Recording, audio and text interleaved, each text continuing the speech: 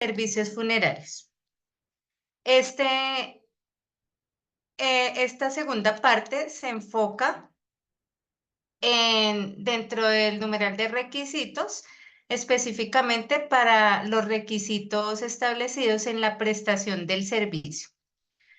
Se parte de la asesoría. Aquí vamos a recorrer todo el camino desde el inicio del servicio. En la sesión pasada vimos toda la parte de contratación, como lo que está antes de la prestación del servicio, y aquí ya empezamos netamente en la parte de cuando se nos genera o activa un servicio funerario. Entonces tenemos como primera fase la asesoría. Acá, como les contaba María del Pilar, esta es una norma técnica y acá lo que vamos a ver son los requisitos para poderse certificar en esta norma, que son los debe. Por eso son los parámetros mínimos que se deben tener ya con los recursos que cada empresa tenga para ajustarse a estos requisitos y tener documentados o los comprobantes para un proceso de auditoría en caso de quererse certificar en la norma de que yo estoy cumpliendo con estos lineamientos mínimos. Entonces, en la parte de asesoría, que empieza tras la solicitud del servicio a la organización, entonces se debe atender al cliente como primera medida, ya sea por vía telefónica. A veces el cliente se acerca a alguna de las sedes de la funeraria, o si la funeraria tiene atención en los hospitales, por ejemplo, entonces allí se acerca la persona que tiene su pérdida en el momento o que necesita la prestación de un servicio a hacer la solicitud respectiva. O cuando tienen un plan de previsión, entonces también se activa aquí el servicio. Posteriormente se debe consultar la información pertinente en la base de datos de la organización. Toda organización debe tener una base de datos de sus clientes que tienen planes de previsión, qué tipo de plan tienen y qué cobertura tiene ese servicio o ese plan que él ha adquirido, que está pagando en sus mensualidades. O ya dependiendo, como veíamos, si es una prenecesidad o si es una necesidad inmediata, entonces cómo está registrada en sus bases de datos. Identificar las necesidades del cliente de acuerdo con el tipo de servicio. Entonces, esto sí ya viene muy ligado a los planes que ofrezca cada organización o a las necesidades particulares que tenga ese cliente con respecto a la persona fallecida que tenga que llevar a un destino final. Aquí incluso se contempla hasta los procesos de repatriación que en muchos eventos pues se dan y los ejecuta la funeraria. Indagar la causa de la muerte. Esta parte es muy importante porque acá se establece si la muerte fue natural o si es una muerte violenta, que ya ustedes saben que cuando son muertes violentas o muertes accidentales y demás, dentro de su clasificación, los cadáveres deben ser llevados al Instituto de Medicina Legal, estar en un proceso de necropsia y pues allí ya la asesoría es un poco más específica y hay que hacer otro tipo de trámites. Bueno, identificar la ubicación del cadáver. Eso es ya en donde se encuentre en su sitio de fallecimiento. Orientar sobre la obtención del certificado de defunción. Si la persona todavía no tiene un certificado de defunción, pasa mucho cuando las personas fallecen en su casa, que las familias pues no, en su momento no saben cómo es el trámite, entonces es, digamos, parte de la asesoría de la empresa funeraria orientar a las familias para que puedan obtener el certificado de función. Y sí contarles que no se puede hacer el traslado del cuerpo hasta no tener un certificado de función. Verificar la disponibilidad de los recursos requeridos. Entonces, de acuerdo al plan, de acuerdo a la cantidad de servicios que se tengan en el momento, a las distancias que se puedan generar para los traslados y demás, se debe verificar la disponibilidad de los recursos. También para no faltarle como a la promesa en cuanto a tiempos a esas personas, porque a veces se comprometen en ciertos horarios o ciertos tiempos que muchas veces no se pueden cumplir y ahí empiezan las indisposiciones de los familiares de los clientes y dolientes. Informar al cliente sobre las condiciones contractuales y cubrimiento de acuerdo con la modalidad de contratación. Entonces, como ya tenemos muy bien establecido el tema de la contratación, los tipos de contratos que manejamos en el sector, asimismo se le debe ser muy claro al cliente de la cobertura que se le va a dar en cuanto a su servicio y qué tipo de servicios pueden ser requerimientos adicionales que van a generar un costo para ellos, porque no siempre se cubre todo el servicio. Eso pues ya lo conocemos y las personas deben tener eso muy claro. Realizar los acuerdos con el cliente para la prestación del servicio. Entonces, en esta parte de asesoría, digamos que empieza un tema de coordinación muy importante, donde ya se establece el tiempo en que se va a hacer el traslado inicial, los requerimientos que tenga el cliente con respecto incluso hasta la tanatopraxia, al destino final. Bueno, ahí ya se van como estableciendo estos parámetros a través de la asesoría que se le presta a ese cliente. Informar al cliente sobre los trámites y documentos requeridos para la prestación del servicio. Esto sí ya depende del tipo de servicio, entonces se debe tener muy claro qué trámites debe surtir el cliente y tal vez qué trámites o qué procesos le puede apoyar la funeraria o el cementerio para poder llevar a cabo el servicio funerario. Todo cumpliendo los parámetros legales que están establecidos en nuestra normatividad sanitaria y pues legal. Bueno, ya después de haber hecho esa asesoría y de haber definido esos parámetros principales para la prestación del servicio, se pasa a la fase de planeación. Entonces, como yo ya tengo los requisitos del cliente y ya tengo muy bien especificado el tipo de plan o la cobertura que se le va a dar, entonces ya tengo que empezar a planear la prestación de ese servicio. Entonces, ya luego de conocidas las necesidades del cliente, la organización debe registrar la información suministrada y coordinar el traslado inicial del cadáver. El registro de la información es muy importante. Cada empresa, cada organización debe definir los mecanismos para el registro de su información, de la información de cada servicio. Eso se hace a través de software, se puede hacer a través, muchos pues lo hacen de manera, digamos, en formatos internos, pero pues lo mejor hoy en día es utilizar software que hay especializados para las empresas funerarias, donde fluye toda la información, la concentran y pueden hacer un manejo incluso cuando se tienen varios servicios al tiempo. Aquí debe quedar registrada toda la información y debe quedar custodiada, porque así sabemos, incluso para los procesos de auditoría, cómo voy yo a presentar esta información documentada para cumplir ese debe. Bueno, el traslado inicial es bueno como ver esas definiciones que se definieron en la NTC 6212, pues para que sepamos como esas diferencias. Entonces, el traslado inicial es el traslado del cadáver, restos humanos o restos óseos, que se hace desde el lugar de residencia, hospital, instituto de medicina legal o demás instituciones autorizadas hacia la sala de tanatopraxia. ¿Sí?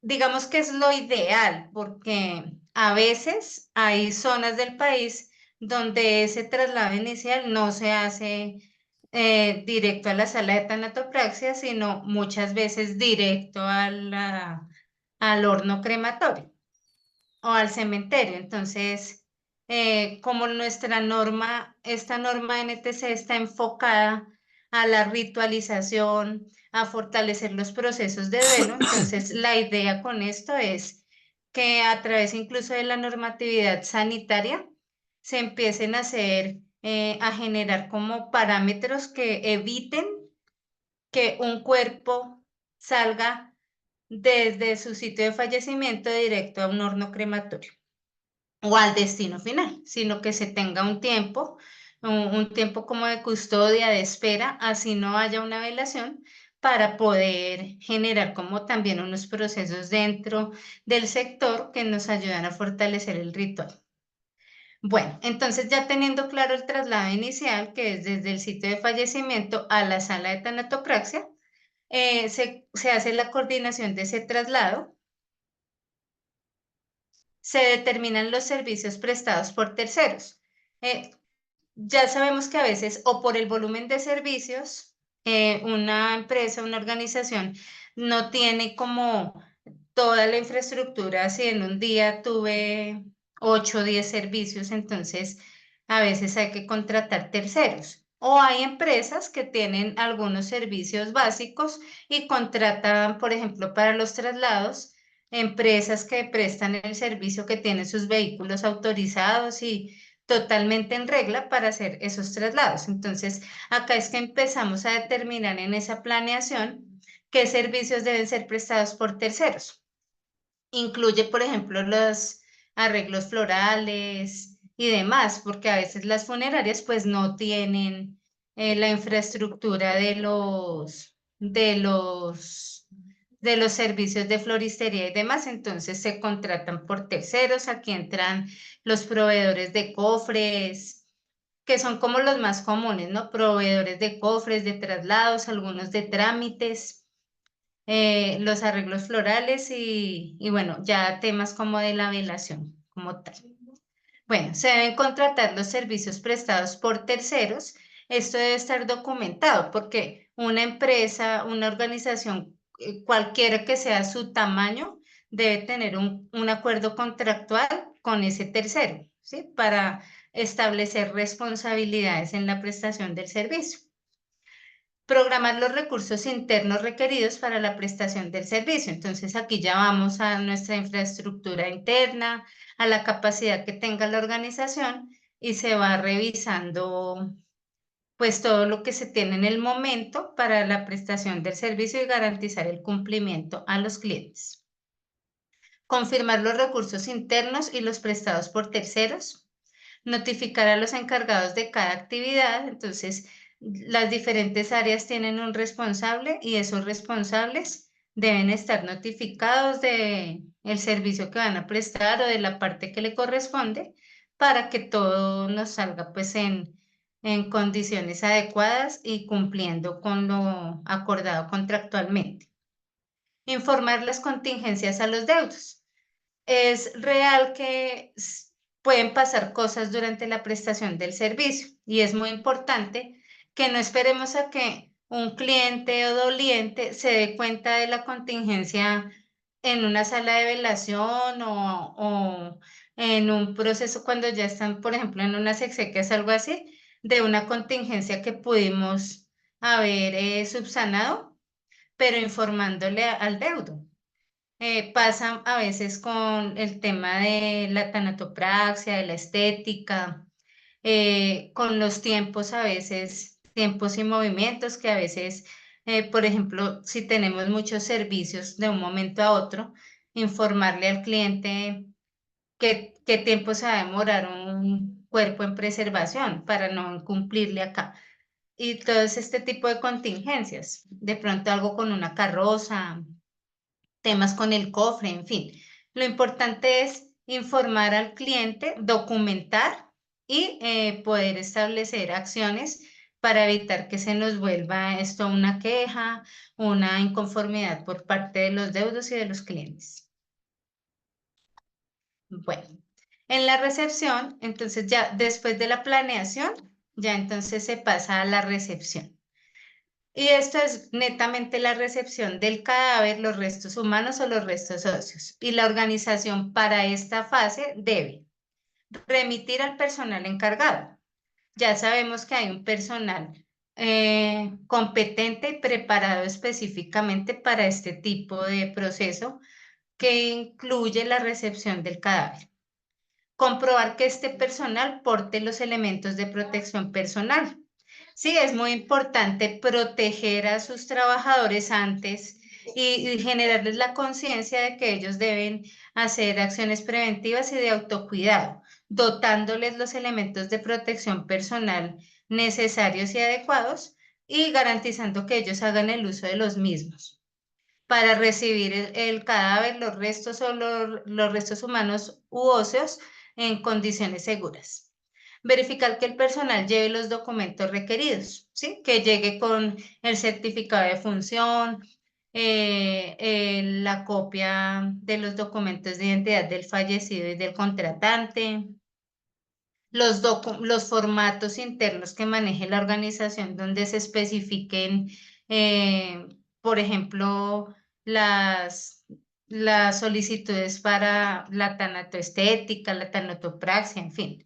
Eso debe llegar allí y no esperar, no, es que se nos olvidó la ropa o cosas así. Entonces, es importante manejar esa documentación y no iniciar un proceso hasta que no tengamos esa parte constatada.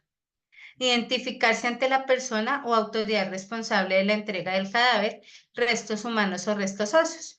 Eso normalmente lo hacen los conductores o los auxiliares operativos que son tanatopractores y conductores que llegan al sitio de traslado inicial y allí entonces ellos verifican la documentación y también se identifican o con el personal de la clínica, con la familia en las casas o con la autoridad en medicina legal para la entrega del cadáver, los restos humanos o los restos óseos. Confirmar la documentación y su diligenciamiento, que esté correcto, que no cuando lleguen a la funeraria se den cuenta que el certificado de función estaba mal diligenciado o porque esas contingencias pasan. Entonces es mucho mejor revisarlo pues allá en el sitio de traslado inicial y no tener que dejar un cuerpo en espera hasta que la familia haga las correcciones. Utilizar un mecanismo para identificar el cadáver, restos humanos o restos óseos.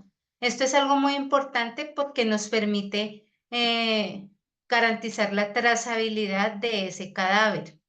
Y eso se hace con las manillas de identificación que normalmente ahora se usan en casi todo el mundo, creería yo. Pero la invitación es a que quienes no utilicen un dispositivo para identificar el cadáver, que digamos no se moje o no se dañe o se pueda perder, busquemos un mecanismo adecuado para la identificación, que como les digo, lo más adecuado son esas manillas de identificación, que la pone el conductor o el auxiliar operativo cuando llega y ya identifica el cadáver y va a hacer el traslado. Dejar constancia del estado externo del cadáver, los restos humanos, los restos óseos y sus pertenencias. Esto también se hace a través de formatos que tenga la organización, en donde se hace una observación ocular y se identifica o se escribe allí el estado en que se encuentra ese cadáver, esos restos humanos u óseos y las pertenencias que les entregan para el traslado. En su momento, digamos que las pertenencias en un traslado inicial, digamos, de una casa, puede ser la ropa que la familia entrega para, pues, para la parte ya de la tanatopraxia y el vestido. Pero cuando es un traslado de medicina legal, allí la mayoría de institutos de medicina legal le entregan una bolsa con las supuestas pertenencias que ya no hacen parte de la cadena de custodia, incluida con el cadáver en conjunto. Pero para una empresa funeraria, esa bolsa se constituye como unos residuos peligrosos. Y eso debe quedar muy claro cuando se hace esa constancia para evitar temas legales a futuro, porque las funerarias no son obligadas a garantizar la custodia de esas bolsas que van con la ropa o algunas pertenencias que le retiraron a esa persona antes de la necropsia y de las cuales ya son un desecho porque solo medicina legal guarda lo que considera una cadena de custodia. Ya lo que le entregan a a la empresa funeraria son residuos que se deben gestionar de acuerdo a la normatividad. Verificar la información del certificado de defunción. Eso también se hace cuando llega el cadáver, los restos o los restos a la sala de tanatopraxia. El tanatopractor debe verificar que ese certificado de defunción esté correcto, que existe, que esté correctamente diligenciado. Informar a los deudos sobre los procedimientos, ¿sí? A veces hay cadáveres que tienen características especiales o que por su causa de fallecimiento tienen rasgos que son difíciles de, digamos, de mejorar en los procesos de tanatopraxia normales o estándar. Entonces es importante informar a los deudos de los procedimientos que se van a aplicar y de que posiblemente no se va a poder lograr mejorar en la presentación del cadáver, ¿sí? Por ejemplo, cuando hay un cadáver en demasiado estado de descomposición, pues por más que yo aplique una tanatopraxia especializada, muchas veces no se logra recuperar el cadáver o hacerlo sería algo muy costoso que a veces las familias pues no lo asumen. Entonces hay que informar esa situación para que ellos den la orden de pronto llevarlo a una velación con cofre cerrado, de hacer unas técnicas de hermetizado, etcétera. Entonces siempre hay que informar sobre esos procedimientos a los deudos. ¿Y quién da esa información? Lo que se recomienda es que lo haga el tanatopractor, que es el que conoce pues el estado y cómo explicarle técnicamente a un deudo esas situaciones. Porque a veces el que no está directamente involucrado con el proceso, pues es muy complejo que le explique a un deudo el por qué de pronto no se va a poder hacer cierta exigencia o cierta presentación del cadáver para la velación. Posteriormente se adecua el cadáver, los restos humanos o los restos óseos para el traslado. Ahora ya pasamos a la fase de los traslados, ¿sí? Entonces, ya habiendo hecho todo esto allí, en el sitio de fallecimiento, o donde se encuentra el cadáver para el traslado, se ejecuta el traslado inicial.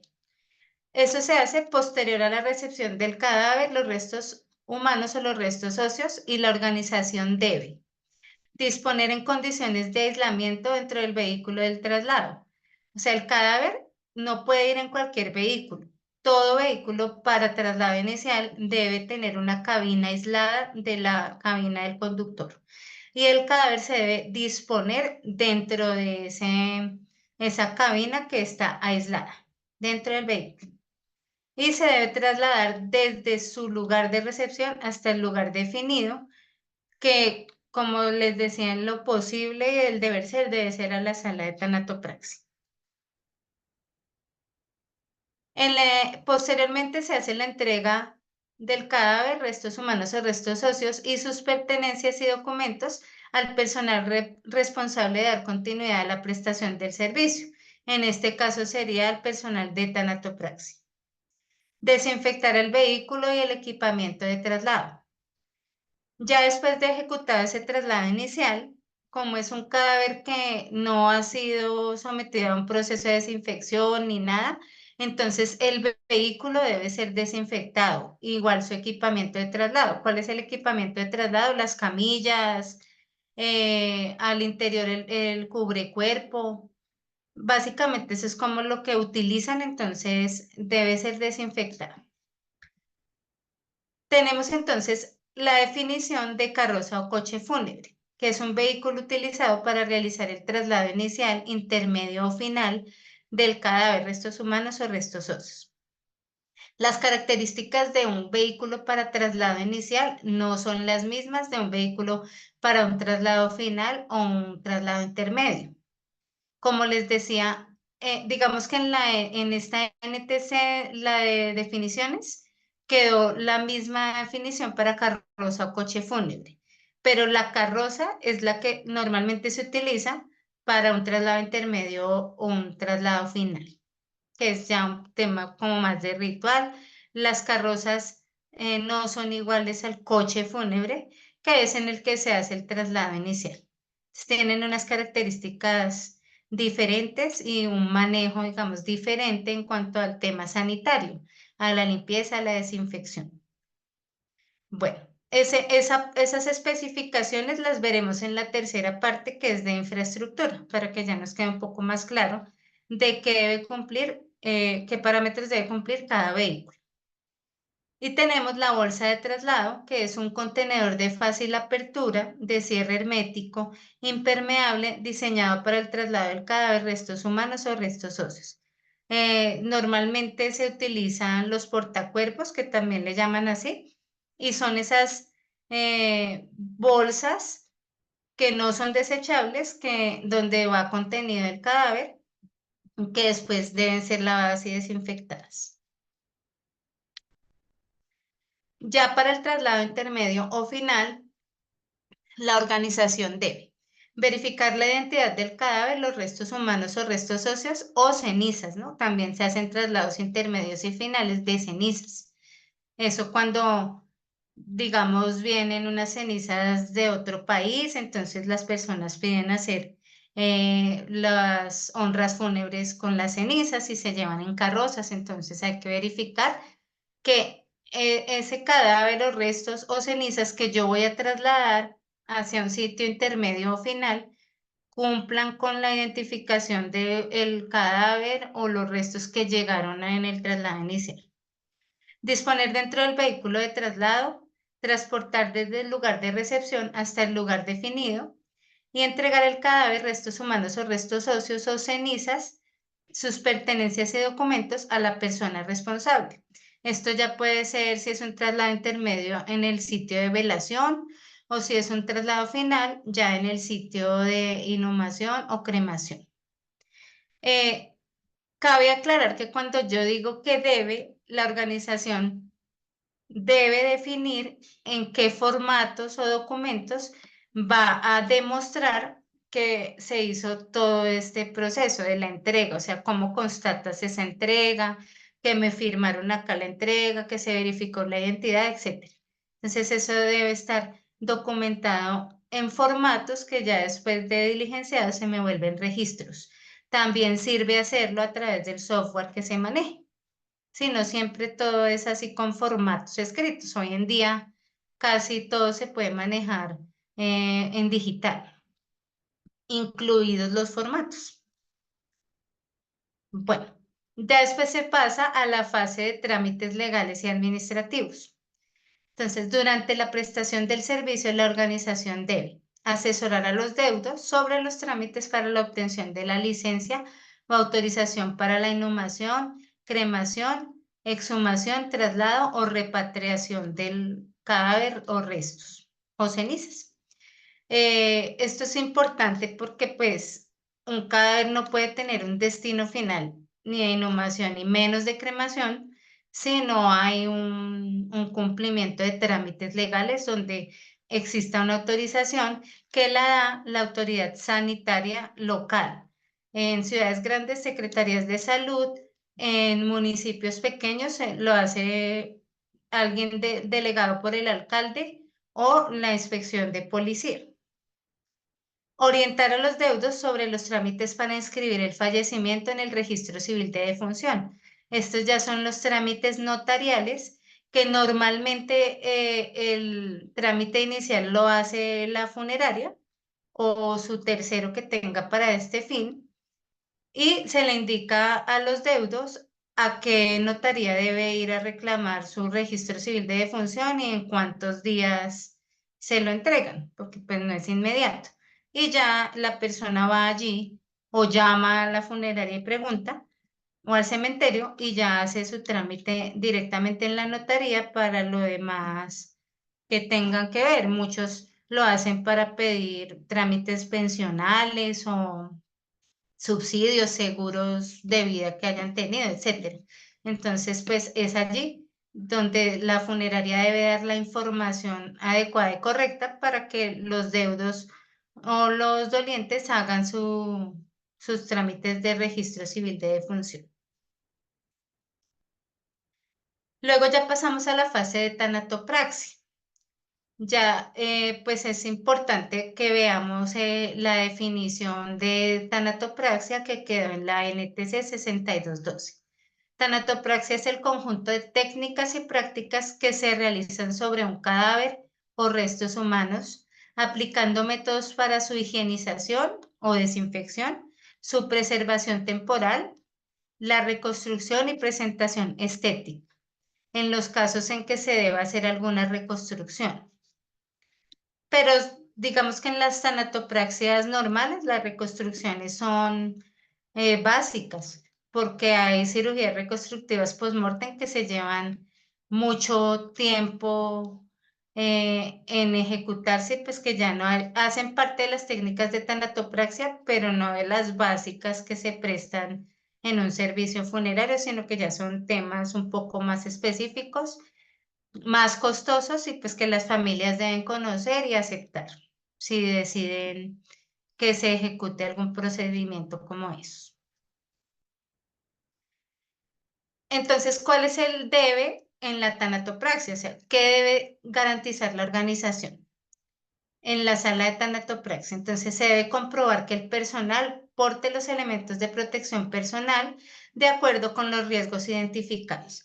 Acá es muy importante que ustedes sepan que es por un tema legal en toda empresa, no importa el tamaño, no importa, o sea, su tamaño como empresa en cuanto a recursos o su cantidad de trabajadores que tenga, todas deben tener un sistema de gestión de seguridad y salud en el trabajo.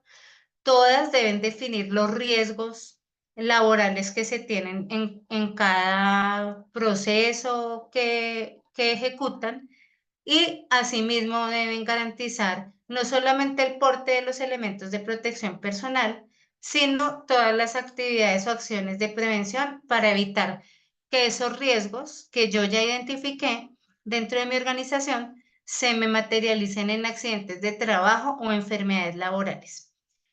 Puntualmente para el personal de tanatopraxia, ellos tienen dos riesgos, digamos, yo lo categorizo como tres riesgos principales que se deben atender, se deben gestionar y se debe permanecer en un monitoreo continuo con el personal encargado de seguridad y salud en el trabajo en las empresas, que son el riesgo biológico, ya sabemos pues por el manejo de cadáveres en estado de descomposición, no importa el tipo de enfermedad ni nada, hay un lineamiento universal que es que todo cadáver es potencialmente infeccioso.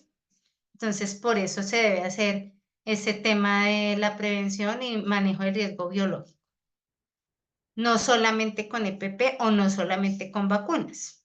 Sí, también se une a procedimientos de limpieza y desinfección, áreas organizadas y que cuenten con estándares mínimos, las salas de tanatopraxia y demás.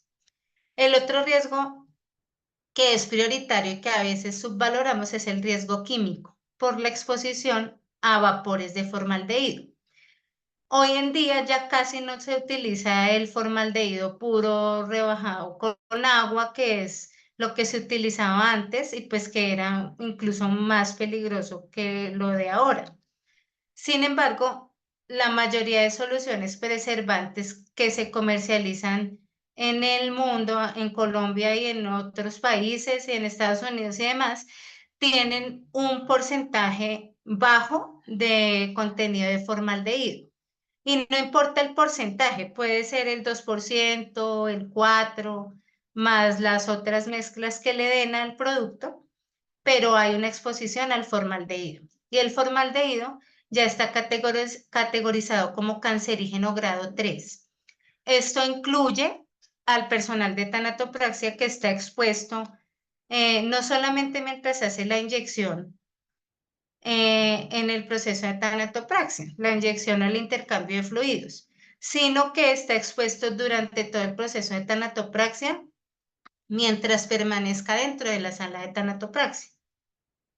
Por eso es muy importante que en las salas se maneje un sistema de ventilación y extracción de muy buena calidad y que el personal de tanatopraxia utilice EPP como mascarillas full face, no tapabocas de tela, ya ni N95 les funciona, deben ser mascarillas full face.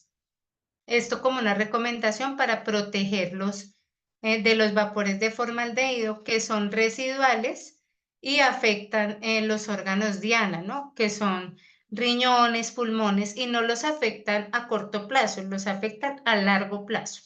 Entonces, de esto ya hay muchos estudios y es una responsabilidad de dotar al personal de tanatopraxia y garantizar que utilicen los EPP, porque ellos, como están acostumbrados desde hace tiempo a manejarlo de diferentes maneras, no utilizan, aunque usted se los dote, muchos no les gusta utilizar. Entonces hay que hacer ese proceso de comprobar, de verificar, de estar haciendo seguimiento. Y el otro riesgo que es prioritario con ellos es el riesgo biomecánico, porque levantan cargas que son los cadáveres, mueven cadáveres a veces muy voluminosos, hacen movimientos repetitivos y mantienen posturas prolongadas de pie. Entonces allí hay que hacer pues un trabajo con ellos de prevención. El riesgo biomecánico no se protege con EPP, se protege o se previene pues con el uso de ayudas mecánicas como las grúas, por ejemplo, para que ellos no tengan que levantar esos pesos solos o hacer esos movimientos que pueden ser riesgosos si no lo saben hacer. Capacitarlos en el levantamiento de cargas, en todo un tema de ergonomía que todas las ARL apoyan a las empresas para que capacitar a los empleados que están expuestos. Entonces, eso es como principales, la categorización de riesgos laborales es muchas, son muchos los riesgos, pero digamos que esos son los tres principales que se deben atender y monitorear. Luego tenemos la validación de la documentación e identificación del fallecido o los restos. Entonces allí es donde el tanatopractor verifica que esa manilla, o sea, como viene identificado con la manilla o el dispositivo que usted haya escogido dentro de la organización, coincida y esté acorde con el certificado de función, el documento de identidad de la persona fallecida o de los restos y verifica pues que esa identidad esté acorde. Ahí sí puede hacer una tanatopraxia. Entonces realiza un inventario de las pertenencias.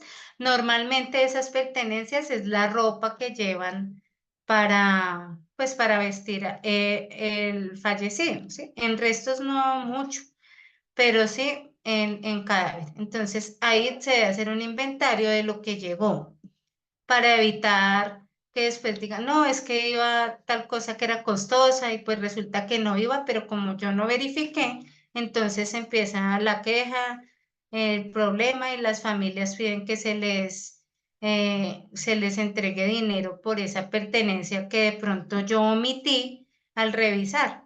Entonces siempre hay que revisar, para eso se recomienda tener un formatico donde se pueda especificar qué prendas llegan o qué pertenencias llegan con ese fallecido. Posteriormente, determinar la disposición final de las pertenencias. Aquí entra el tema de los residuos que yo les decía. Si un cuerpo llega de medicina legal con la bolsa, a veces, bueno, dependiendo cuál haya sido la causa de la muerte y demás, hay cosas absurdas que hasta una bicicleta mandan para la funeraria. sea, medicina legal no se quiere quedar con eso, entonces se lo endosa al funerario y entonces aquí es donde hay que mirar cómo yo hago la disposición de esas pertenencias. Sé que en muchos lugares del país hay familias que quieren que se les entregue la ropa que tenía esa persona. Entonces, digamos que es decisión de la organización por el momento, aunque legalmente no se debería hacer la entrega, porque el decreto 351 de 2014 establece que esos son residuos peligrosos y se debe hacer la disposición como biosanitarios, ¿sí? Entonces, entregarle a una familia un residuo que ya está catalogado como residuo, pues ya sería definido por la organización y ya cada quien digamos que se hace responsable de hacer esa entrega de elementos que han sido desechados por el área de medicina legal. Entonces, eso es importante. Hay otros casos, no sé si todavía se den en el país, pero a veces cuando las personas fallecen en casa, las familias les ponen una cobija, almohadas, ruanas, en fin. Entonces es importante también, antes del traslado, contarle a la familia que no se les va a devolver ese tipo de pertenencias porque cuando ingresan a la sala de tanatopraxia ya se constituyen como residuo. Entonces, lo mejor es evitar hacer el traslado de ese tipo de pertenencias hacia la sala de tanatopraxia para que la familia después no reclame pertenencias que no se les van a poder devolver. ¿Sí? Todo por bioseguridad. Bueno, luego se debe hacer la inspección del estado del cadáver o los restos humanos. Eso ya lo hace el tanatopractor. Él ya verifica el estado total en el cual llegó el cadáver y define pues las técnicas de tanatopraxia que vaya a implementar. Elabora un reporte del estado. Normalmente se debe manejar un formato interno de tanatopraxia donde se hace ese reporte, se ponen las especificaciones en la inspección y demás. Luego ya de haber hecho el reporte, se hace la desinfección del cadáver, se utilizan diferentes productos. Lo recomendable es utilizar productos germicidas que sean biodegradables y que de pronto no sean impactantes para el tanatopractor, porque a veces utilizan productos que de pronto son muy buenos para la desinfección, pero sus componentes pueden afectar los pulmones o el estado de salud del tanatopractor. Entonces hay que saber elegir también ese tipo de productos. Posteriormente se debe hacer la planeación del proceso de tanatopraxia, teniendo en cuenta las condiciones del cadáver o los restos humanos y los requerimientos de los deudos y dolientes. Aquí entra mucho el tema de si se afeita, de cómo se peina. Eso es muy importante, porque a veces eso no se tiene en cuenta o de pronto se omite y ahí empiezan los problemas ya cuando se termina y se hace la presentación del ser querido allá en las salas de velación. Entonces, en esta parte es muy importante que se verifiquen esas condiciones y que se pregunte. Anécdotas hay al respecto en muchas partes del país que a veces uno dice, no, pero, o sea, un tanatopractor puede asumir a este señor, le voy a afeitar el bigote o le voy a hacer, porque aquí no dice nada, y entonces resulta que no tocaba, que tocaba dejarle la barba o temas así, ya después de afeitada una barba, pues muy difícil. Hay personas que toda la vida la reconocían por su barba y en la tanatopraxia yo le quito la barba, entonces ya ahí ya afecté todo un servicio. Entonces esta parte es súper importante, que quede documentada. Realizar la preservación de acuerdo con los procedimientos establecidos. Eso sí, ya dependiendo cada caso. Todos los casos son diferentes, todos los cuerpos son diferentes y el tanatopractor define cómo va a ser su procedimiento. Debe verificar la existencia de marcapasos, especialmente cuando un cadáver va para un proceso de cremación. Pero también si hay una inhumación, porque cuando se hace la exhumación, cuando los restos no se reducen, entonces van a cremación y igual hay un marcapasos. Entonces sí es importante que en la sala de tanatopraxia se cuente con dispositivos de detección de metales que identificarían si hay un marcapasos. A veces las familias dicen que la persona usaba marcapasos o también se les puede preguntar para hacer el retiro del mismo. Tomar las acciones establecidas por la organización cuando se detecten marcapasos. Entonces ya la organización define si se retira o también si hay que pedir la autorización a la familia, ¿no? Y qué se hace con el marcapasos. Resolver las contingencias surgidas durante el proceso de preservación según lo establecido por la organización para cada caso. Entonces, eso sí ya es casos particulares. A veces pasan cosas con el cadáver, entonces hay que informar para poder hacer los ajustes o los procedimientos necesarios, pero lo que esté definido por la organización. Posteriormente, vestir el cadáver, realizar el proceso de tanatoestética, que es también ya un proceso que va después de la tanatopraxia. También es algo muy específico porque aquí se garantiza la presentación en la imagen natural del cuerpo, del rostro y según su estado. Se garantizan las características físicas y los requerimientos de los deudos y dolientes. El tema del maquillaje, del peinado es muy importante, de la presentación que la familia quiere y de cómo lo quiere ver. Eso es muy importante porque esta parte les permite constatar la pérdida y empezar un proceso de duelo adecuado. Diferente así, no era como yo lo quería ver, ¿sí? Entonces, en eso sí hay que ser muy claros, hay que atender las disposiciones de los deudos y dolientes hasta donde se pueda, ¿no? Porque a veces piden cosas que son un poco imposibles, entonces hay que ser delicados en la información que se le da al cliente. Que a veces se les pide, si quiere me trae una foto y yo trato de maquillarlo como está en la foto, maquillarla como está en la foto, el peinado. Entonces resulta que la persona fallecida murió de 60 años y le llevan una foto de cuando tenía 20 y después quieren que quede igual, pues es muy complicado. Entonces ahí es cuando hay que hablar con los deudos y explicarles pues las situaciones para que ellos sepan en cuanto a sus expectativas de cómo va a ser la presentación natural del cuerpo.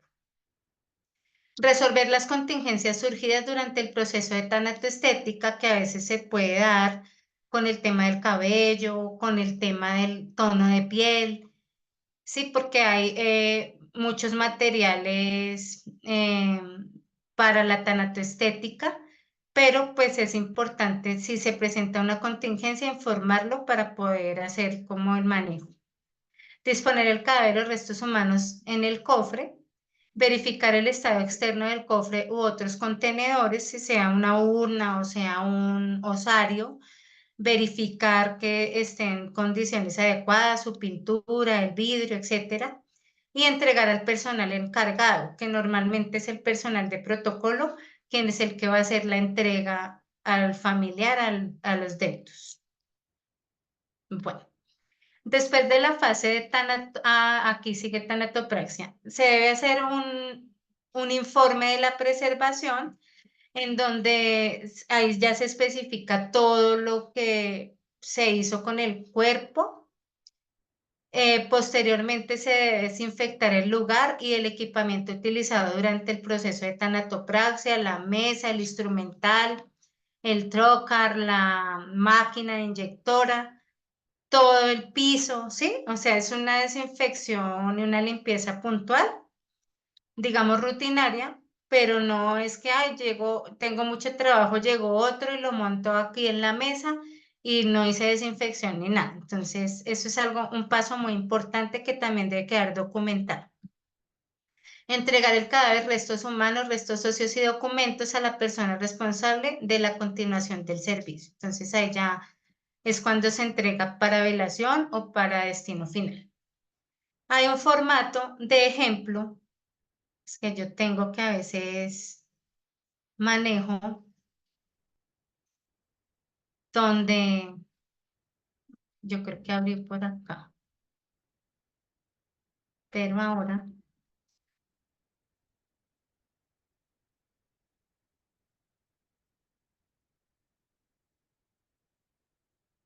ven, este es un ejemplo de formato para los que de pronto no tienen, porque cuando uno va a empezar a prepararse para certificarse en una norma, sea la que sea, calidad o la que estamos acá, nuestro objeto de reunión, que es la 5840, pues debe tener registros. Entonces, este es un registro de tanatopraxia sencillo, donde está pues el nombre de la persona fallecida, el nombre del tanatopractor, condiciones generales del cadáver cuando llega, ¿sí? Entonces aquí hacen la observación, si es obeso, si tiene ictericia, bueno, ya son las patologías de los cuerpos, si fue objeto de necropsia, si fue donante de órganos, si está descompuesto, si tiene prótesis, si tiene marcapasos, ¿sí? Si el cuerpo no está completo por alguna causa, entonces se debe poner acá esa especificación y las observaciones que se consideren necesarias por parte del tanatopractor. En cuanto al rostro, es importante si, ponerse ahí en un estado normal, si de pronto tiene algún edema, si está muy inflamada la cara, si está ictérico, si tiene alguna laceración o algún daño en una estructura ósea y en las condiciones del rostro y el cabello en general. A veces a los cadáveres se les cae el cabello y mucho, entonces hay que tener esas condiciones, o sea, hay que apuntarlas para partir del diagnóstico del caso, digamos acá, en las condiciones generales. Luego ya viene la desinfección inicial, aquí se pone, debe poner qué solución utilizó, o sea, cuánto de solución, es decir, cuánto líquido preservante, en cuánta agua lo diluyó, si es cuerpo general, cómo está el cabello, los orificios, o sea, qué desinfección le hace. Puntos de inyección, si es por carótida femoral, subclavia o hipodérmica, que son los 4 puntos de inyección principales, qué solución utilizó y el tratamiento de cavidad. Si hizo aspiración, reaspiración, si se hizo por sumersión para casos de medicina legal, qué tipo de solución utilizó y las observaciones. Ya viene entonces acá la parte de tanatoestética, donde se establece el tema del manejo de las uñas, del bigote y barba, pues normalmente para los hombres, cómo se hizo el cierre de los ojos, de la boca, qué tipo de maquillaje se utilizó, a veces también hasta esmalte, se pintan las uñas, entonces todo eso se debe poner acá. Y si se tuvo que hacer alguna restauración, poner las observaciones de qué tipo de restauración se hizo. En la desinfección ya del área, entonces limpieza y desinfección del lavamanos, del instrumental, de la mesa, del piso, de la máquina inyectora, de los elementos de aseo que utilicé, porque a veces desinfecto todo acá, pero la escoba cero. Entonces ahí empiezo a hacer contaminación cruzada. Entonces esto es también muy importante, este tema de la desinfección de los elementos de aseo. Y acá ya firma el tanatopractor y normalmente el coordinador de servicios o alguien que se delegue para supervisar estas tareas al interior de la organización, ¿sí? Uno pone acá coordinador de servicios, pero puede ser, no sé, el jefe para las empresas que tienen salas de tanatopraxia grandes, manejan un jefe de tanatopraxia, entonces es ese trabajador el responsable de hacer la firma del documento de este formato que constata que cumplió con todo, ¿no? En caso de una queja, este les va a servir mucho para poderle dar respuesta al cliente, al doliente, ¿sí? Porque acá ya está específico lo que pasó. En cambio, si yo no tengo nada, pues muy difícil de tal vez a veces dar respuesta o darle solución a quejas. Listo. Bueno, eh, aquí ya pasando de la fase de tanatopraxia, entonces vamos a la parte, ¿qué le pasó a esto? De velación. Normalmente después de la tanatopraxia, un fallecido pasa a un proceso de velación.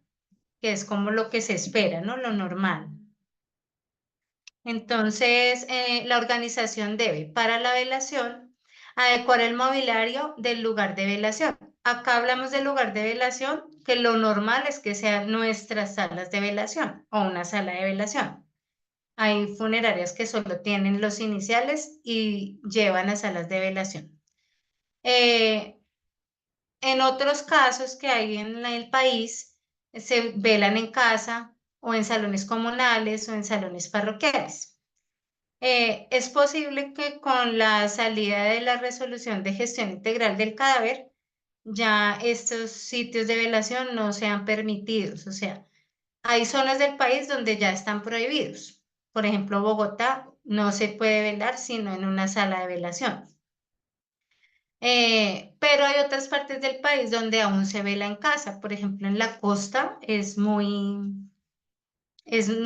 digamos, que esto se dé. Sin embargo, se espera que próximamente ya va a salir una norma el próximo mes, entonces allí ya va a haber una prohibición con respecto a la velación fuera de un sitio que se destine como sala de velación o lugar de velación, pero que debe tener unas condiciones mínimas que las veremos cuando se vea la parte de infraestructura. Después de adecuado el mobiliario, se debe verificar la identidad del fallecido, los restos humanos o restos óseos o cenizas, para saber que yo llevo a velación el ser querido que ya fue trasladado y que se sometió a un proceso de preservación. Recibir el cadáver, restos humanos o restos óseos o cenizas, revisar el estado externo del cadáver, verificar el estado externo del cofre, la urna u otros contenedores, tomar acciones requeridas de acuerdo con los resultados de la revisión. Ah, no, que de pronto me di cuenta que ese no era el cofre o que el vidrio se rompió porque a veces pasa la presión, en fin. Entonces ahí debo hacer las acciones pertinentes para no llevar a la velación algún cadáver que esté de pronto, no sé, mal peinado o que se movió durante el traslado, porque las velaciones a veces las salas quedan lejos o el sitio de velación, entonces durante el traslado hay movimiento. Entonces debo hacer las acciones para que quede acorde, dejar constancia de la recepción y las acciones tomadas, ubicar el cofre con el cadáver, los restos humanos o restos óseos o las urnas con cenizas en el lugar de velación, ya sea sobre el catafalco o sobre no sé cómo le llaman cuando se ponen las cenizas, como las mesitas estas, para poner las urnas. Entonces allí entregar el lugar de velación a los deudos y dolientes, eso también se debe hacer a través de un formato que verifique lo que usted entregó en cuanto al lugar, el estado del cofre, el estado del fallecido, ¿no? Dejar constancia de la entrega del lugar de velación. Normalmente se debe hacer un inventario, miren. En la sesión pasada hablábamos de la obligatoriedad de cumplir con el Estatuto de Protección al Consumidor. Cuando yo entrego una sala de velación, estoy entregando un espacio donde hay unos muebles, hay una infraestructura, no sé, unos baños, hay salas de velación que tienen habitaciones privadas o salas privadas para las familias, los dolientes más cercanos. Entonces, yo debo hacer una entrega donde se verifique todo lo que yo entrego, el estado de los muebles, de todo lo que se entrega, para que la familia y los asistentes a la velación asimismo sepan que deben cuidar esos muebles y todo lo que se dispone y hacer una entrega igual cuando ya se termine la velación, o sea, devolver en buenas condiciones el sitio de velación. Atender a los deudos dolientes o acompañantes. Aquí ya entra todo el proceso del servicio de cafetería, de estar pendientes de los requerimientos de los dolientes y acompañantes, de acuerdo a su ritual, ¿sí? Hay rituales que en La Guajira duran 3 días, 8 días, bueno, es atender las solicitudes de ellos y atender el proceso de velación de acuerdo a su credo, al ritual que ellos establecen y a lo que se pactó con ellos para el desarrollo de la velación. Monitorear el servicio de velación, estar pasando pendientes de que todo vaya bien, recibir de los deudos el lugar de velación ya cuando termina. Entonces, así como yo se lo entregué a través de un formato, lo recibo a través del mismo formato donde constato que todo me lo devuelven conforme. Entregar el cadáver, restos humanos, restos óseos, cenizas y documentos a la persona responsable de la continuación del servicio. Esto ya es para las exequias o las ceremonias religiosas y los destinos finales. Dejar constancia de la entrega, incluyendo documentos, pertenencias e implementos. Entonces, de esa entrega también debe quedar una constancia. Normalmente se manejan como unos formatos que empiezan desde el traslado inicial hasta el destino final. Y ahí ya vas midiendo incluso la satisfacción del servicio de la persona encargada o el contratante que va diciendo ahí, o sea, haciendo como una calificación del servicio. Ya pasan entonces a la fase de honras fúnebres.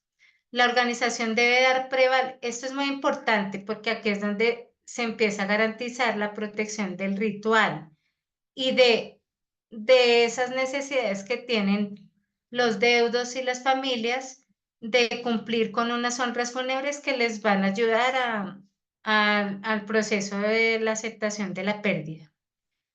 Entonces, aquí la organización debe dar prevalencia a los deseos que en vida hubiese expresado el fallecido en forma documentada.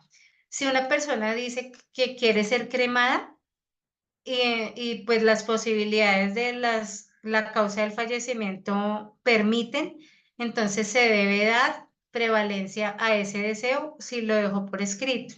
¿Sí? A veces no lo dejan por escrito, pero se lo dicen a un familiar, entonces ahí es cuando se debe dar el respeto de lo que se exprese por parte del fallecido, siempre que estos sean conocidos y se ajusten a sus procesos internos. Entonces, como les decía, puede ser que haya dicho que no quiero que me cremen, pero de pronto por posibilidades, por ejemplo, cuando lo del COVID, pues tocaba cremarlos a casi todos. Y ahorita en las exhumaciones, pues va a tocar cremar a los que se inhumaron. Y por más que haya sido su deseo, pues no se pueden cumplir porque los procesos internos y las condiciones del momento no lo permiten. Pero si una persona murió de muerte natural y quiere ser cremado, pues hay que constatar esto y hacer que se cumpla como esos requerimientos de la persona en vida. Identificar el tipo de honras fúnebres a celebrar, ya sea de acuerdo al credo o a las costumbres culturales que se tengan. Entonces hay que identificar, por ejemplo, si hay que retirar los crucifijos, temas así de acuerdo como a los rituales o a las religiones, que si son judíos, en fin, entonces eso tiene que quedar muy específico y documentado. Programar las honras fúnebres, ya son las ceremonias religiosas, realizar las honras fúnebres, verificar el desarrollo de las honras fúnebres según lo planificado, ¿sí? O sea, estar pendiente de cómo se desarrollan. Y luego ya pasamos a la fase de destino final.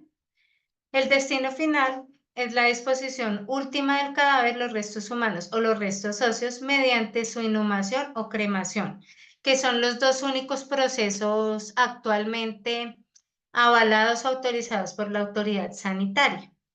Creo que ya muchos saben que ya hay por firma un proyecto de ley, una ley donde se va a autorizar la hidrólisis alcalina como destino final para cadáveres humanos.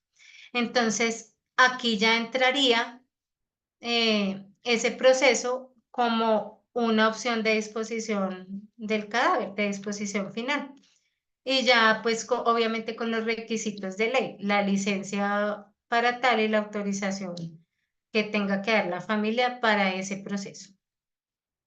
Inhumación de cadáveres, restos humanos, restos óseos o cenizas.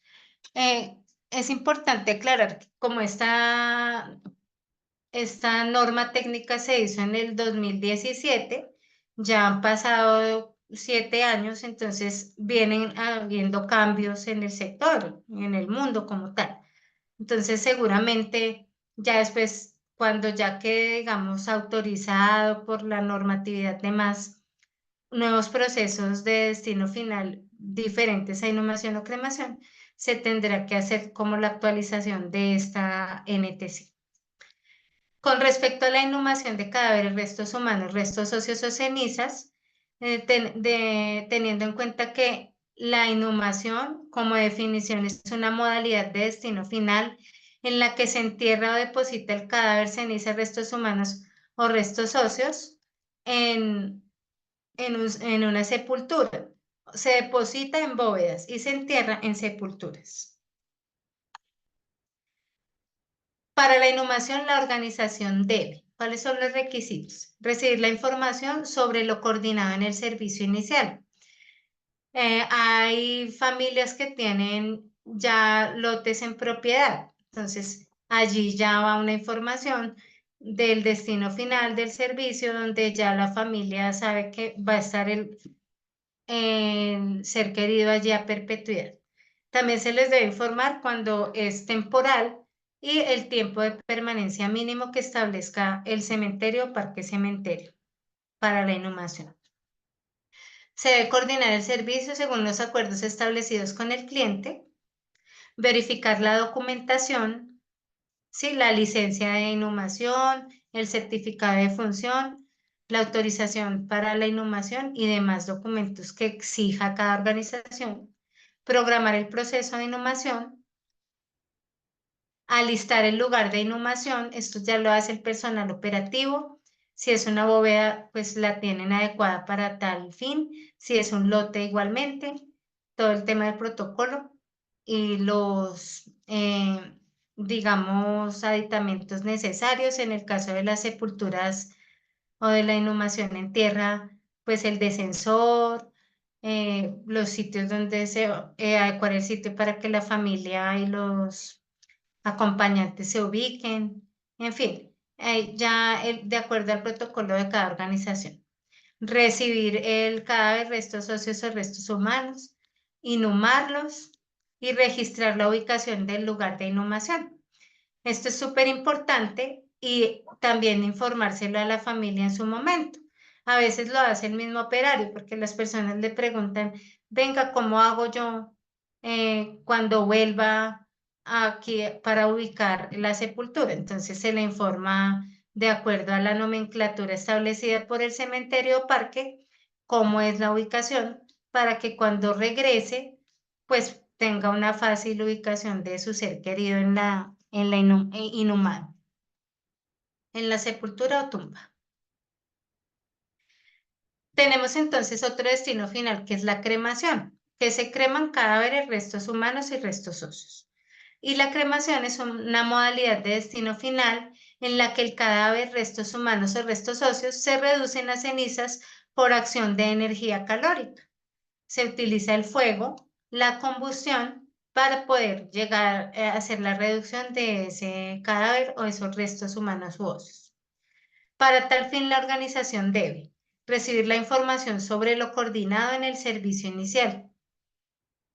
Esto ya es de pronto la hora en que se va a realizar la cremación, a veces si son ceremonias privadas, etcétera, entonces es recibir esa información. Asegurar la trazabilidad de la cremación durante el proceso. Esto también se hace garantizando la identificación de ese cuerpo que llega, que esté bien identificado el cofre, eh, en los listados, en los libros, todo, que esté bien documentado todo el proceso y la trazabilidad del mismo. Muchos áreas de cremación utilizan cámaras, identifican con tableros, digamos que se muestra la entrada del cadáver a la cámara de cremación para poderlo documentar y asegurar esa trazabilidad. Entonces, digamos, si a alguna familia le queda la duda, porque a veces se inventan muchas cosas, entonces se le puede demostrar que hubo una trazabilidad y que las cenizas que se entregan son las de su ser querido, porque en eso sí todavía hay como mucha duda y mucha desinformación que a veces yo pienso que es incluso eh, de gente como malintencionada que dice cosas que no son con respecto a los procesos de cremación. Coordinar el servicio según los acuerdos establecidos con el cliente, verificar la documentación, recibir el cadáver, verificar la existencia de marcapasos, eso también se debe hacer antes de iniciar la cremación. También en las áreas de cremación los operarios deben contar con dispositivos de detección de metales para evitar que de pronto llegue un cadáver con marcapasos y pueda tener una afectación en el horno crematorio por implosión. ¿Qué pasa? Los marcapasos tienen unas pilas, son pequeñas, pero al hacer contacto con el calor, con el fuego, hacen una implosión y afectan el material refractario del horno. Entonces empiezan a dañar los hornos crematorios, por eso es importante verificar. Y también pueden generar accidentes en los operarios. Entonces es importante esa verificación aquí. Tomar las acciones establecidas cuando se detecte marcapasos. Entonces, muchas veces lo que se hace es, bueno, si la organización tiene sala de tanatopraxia o hay un tanatopractor disponible, le hace el retiro del marcapasos.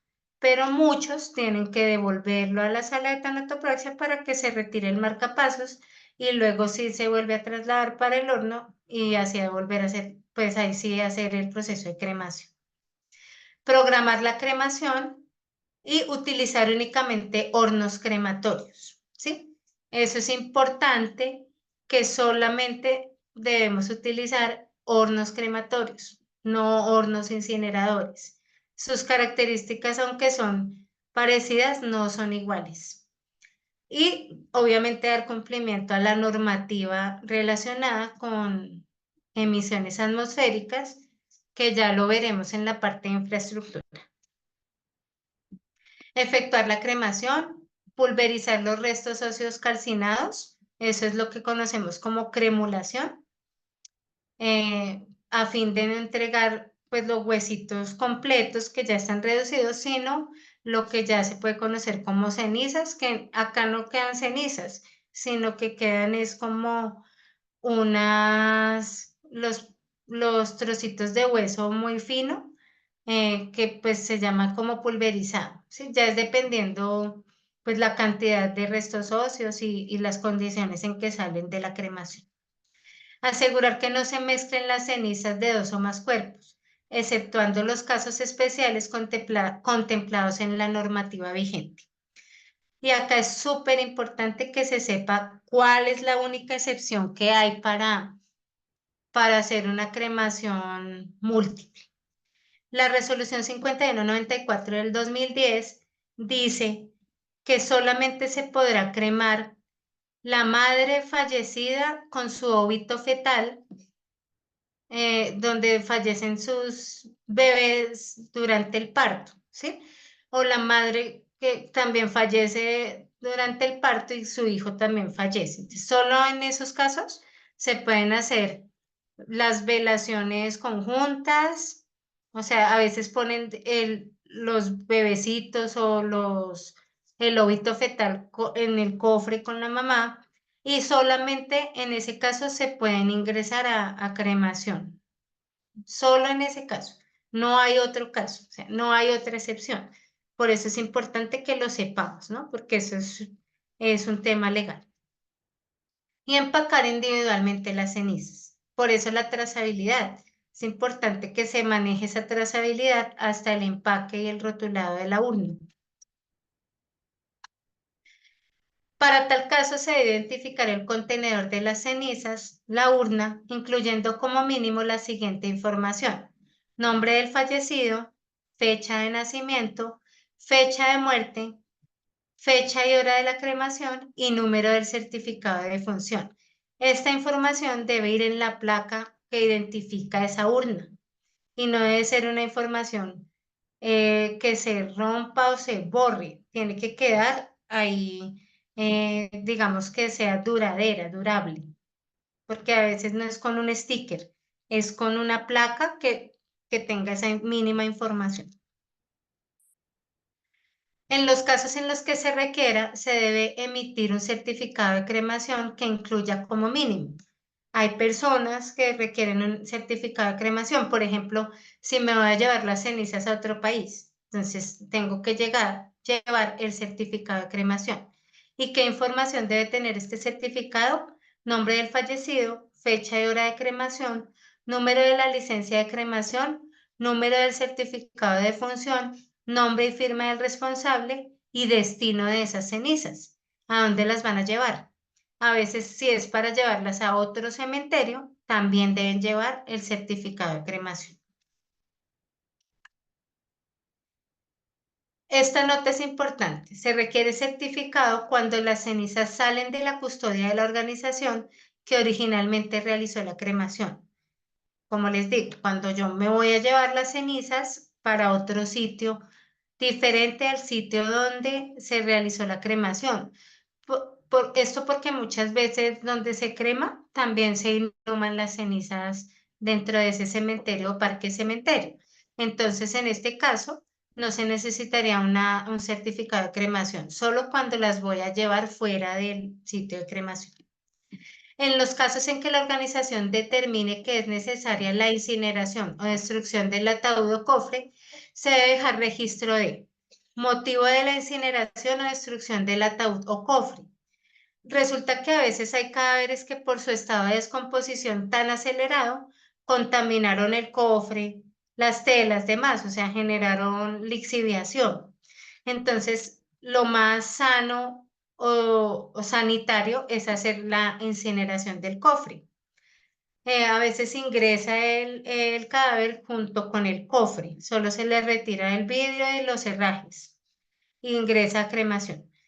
En el caso de los COVID, ya sabían ustedes que ingresaban con ese cofre que tenía unas características especiales, no era pintado ni nada, pero era un cajón.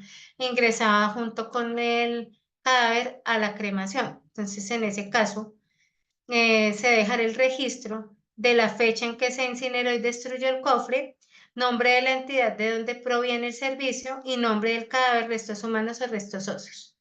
¿Esto por qué? Porque a veces van y reclaman el cofre y resulta que ya está destruido o incinerado. Entonces ahí en ese caso es importante documentar, registrar esta situación. Se debe realizar la cremación dentro del tiempo establecido por la normativa vigente o la autoridad competente.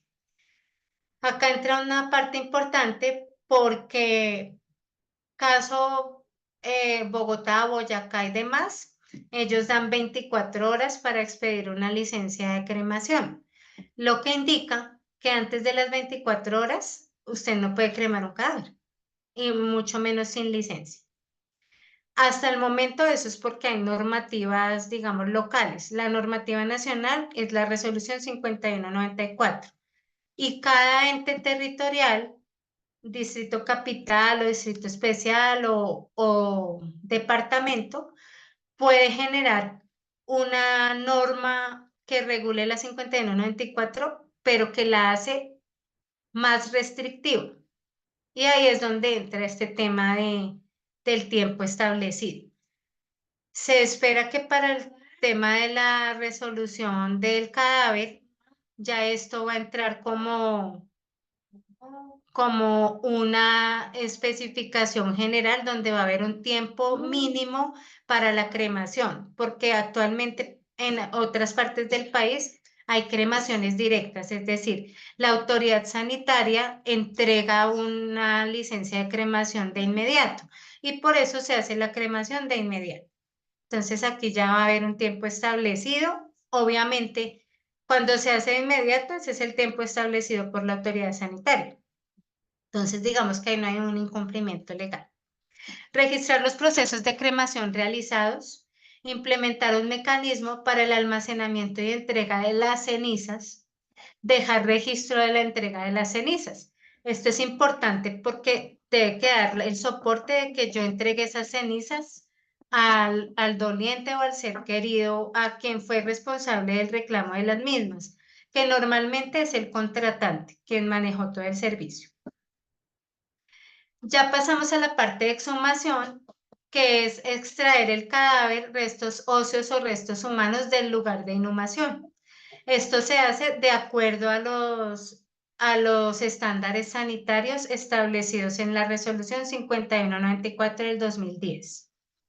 Exhumación de restos óseos. Entonces, la organización debe notificar a los deudos sobre el vencimiento del tiempo mínimo de permanencia.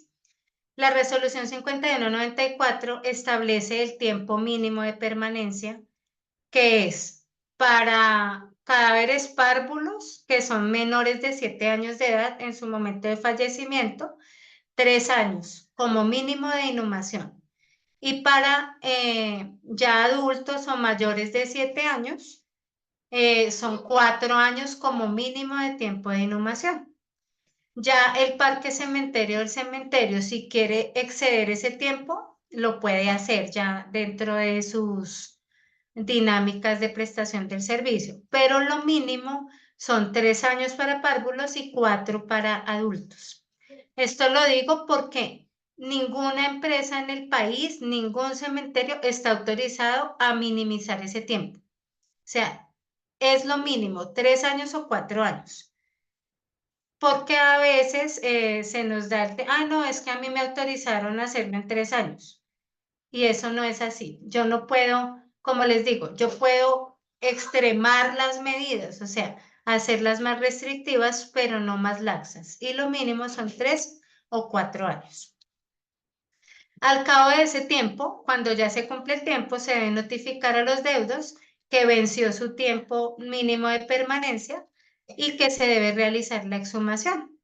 Entonces se debe programar la exhumación dando cumplimiento al tiempo mínimo y o a la orden de la autoridad competente. A veces cuando hay cadáveres en investigación, procesos de muertes violentas, se necesitan hacer exhumaciones antes de ese tiempo, pero eso ya se hace con orden de la autoridad competente, que es la autoridad, en este caso es medicina legal, o la autoridad, ellos son la autoridad, ay, no me acuerdo ahorita, pero es la autoridad legal que va y hace la exhumación. En este caso, el cementerio que hace, solo hace la apertura de la sepultura o tumba y ya es la autoridad de medicina legal quien hace la intervención de esa sepultura para tomar las muestras o se lleva el cadáver, en fin. Pero solo en esos casos se puede hacer antes, en ningún otro caso. Tener las licencias o autorizaciones necesarias para esa exhumación, exhumar el cadáver, los restos humanos o restos óseos.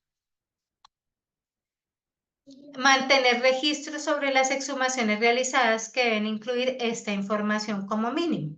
Fecha de inhumación, fecha de exhumación, ubicación inicial, identificación de los restos, estado de la reducción esquelética. Esto es muy importante porque cuando no hay reducción esquelética, hay dos opciones, o se vuelve a inhumar hasta que haya reducción esquelética o se lleva a cremación. Entonces, por eso es importante documentar si hubo o no reducción esquelética.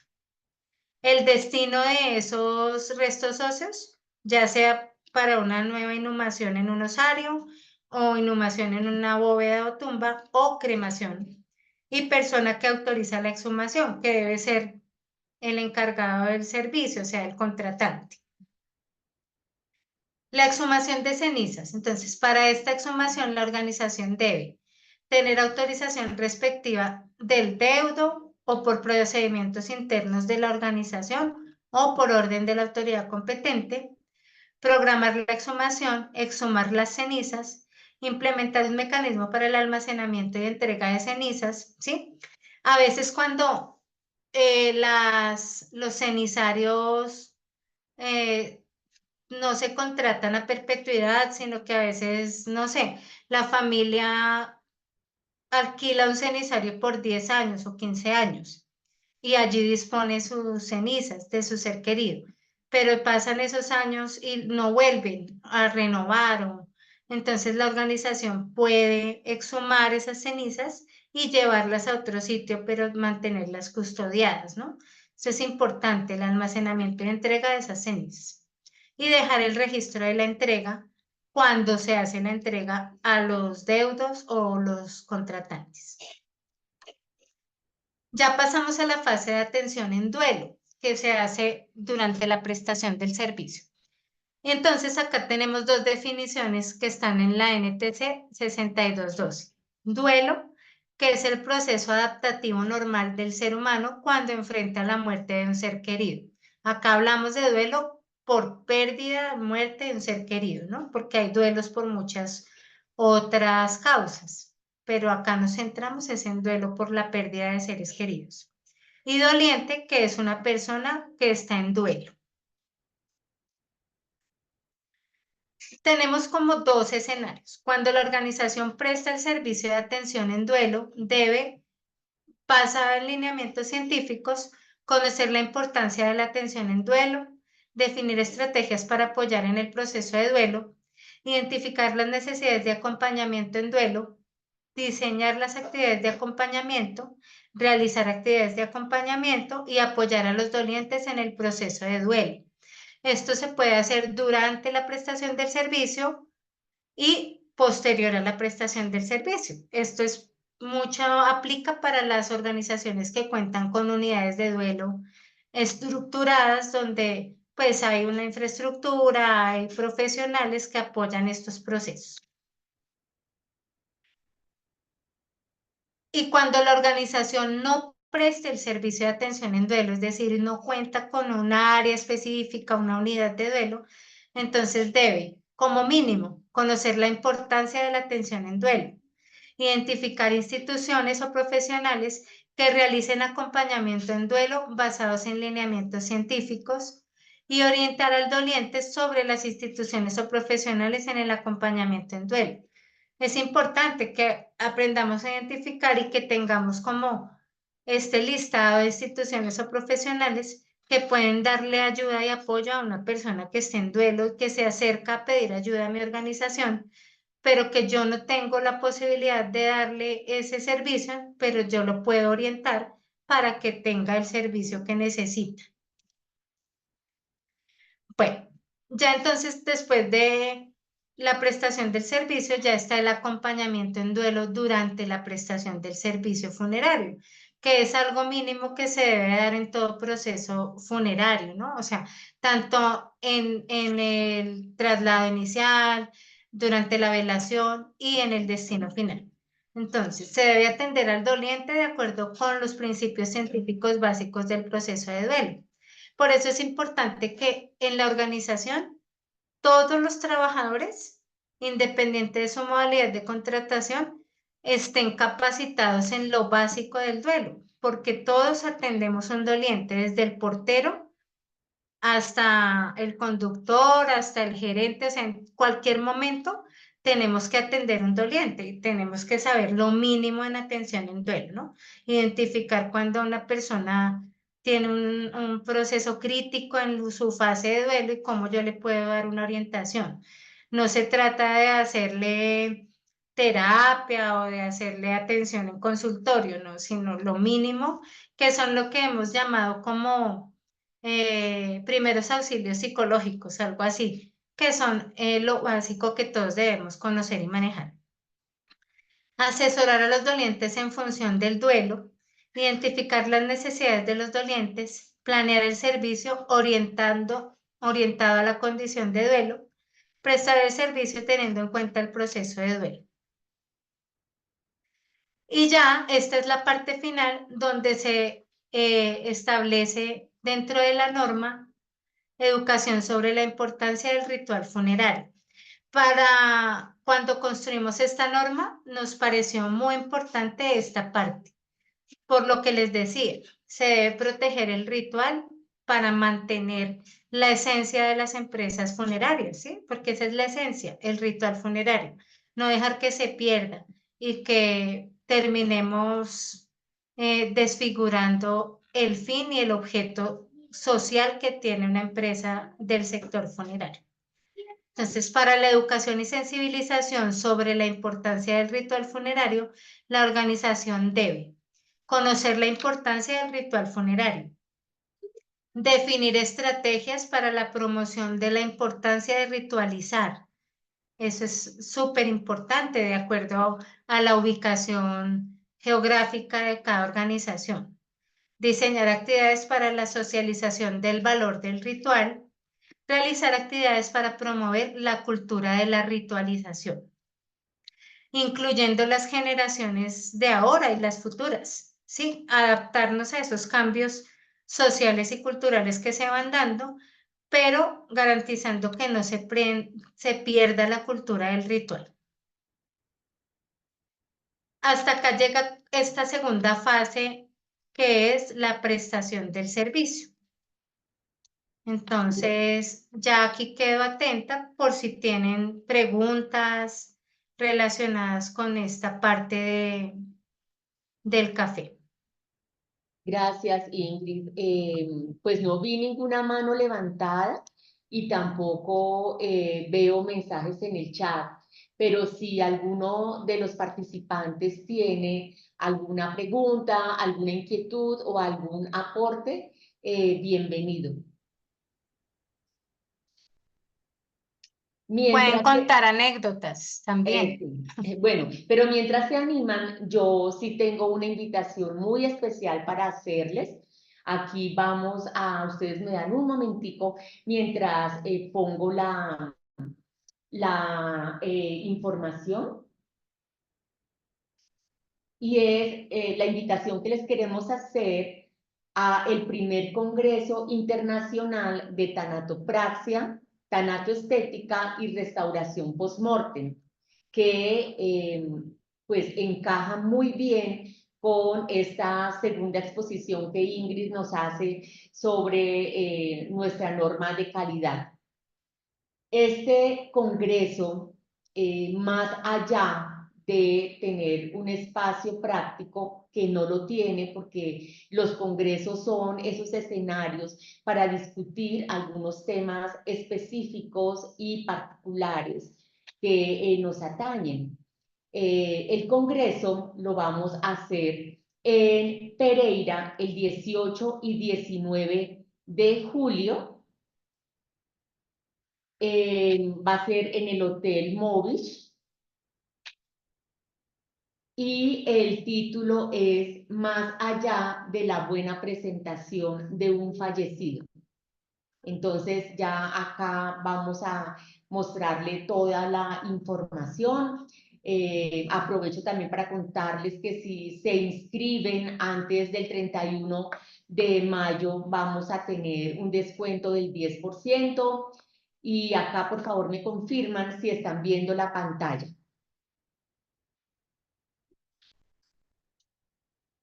Ingrid, ¿me confirma, por favor?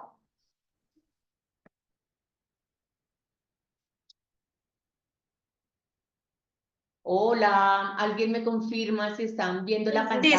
Sí se ve, es que no me activaba el audio. Tranquila, perfecto.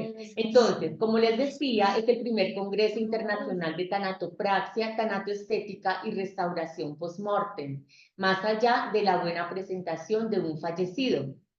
¿A quién lo hemos dirigido? A embalsamadores, tanatopractores, coordinadores de servicios funerarios, auxiliares del laboratorio de medicina legal, estudiantes de tanatopraxia y criminalística. Recuerden que tenemos algunas funerarias donde el gerente de la funeraria, el dueño, el representante legal de la funeraria, es quien hace las labores de tanatopraxia. También sería muy interesante que ellos fueran, porque los gerentes son quienes toman las decisiones y queremos apuntarle a muchas cosas, entre ellas a que se vaya minimizando de pronto la práctica que hoy por hoy se ha vuelto muy común de velación con cofre cerrado, porque necesitamos validar la muerte, necesitamos ver que quien ya está, quien trascendió, está allí su cuerpo y que es un cuerpo que está en las óptimas en las óptimas condiciones de preservación para que lo vean. Entonces, hablando aquí un poquito en el lenguaje anecdótico, dicen, ay no, a mí que nadie me vea, porque allá van a chismosear. Pero resulta que la familia muchas veces no sabe cuál es la relación que el fallecido tuvo con sus amigos, con sus vecinos, con otras personas que quizá la misma familia no sabe que tenían alguna relación con el fallecido.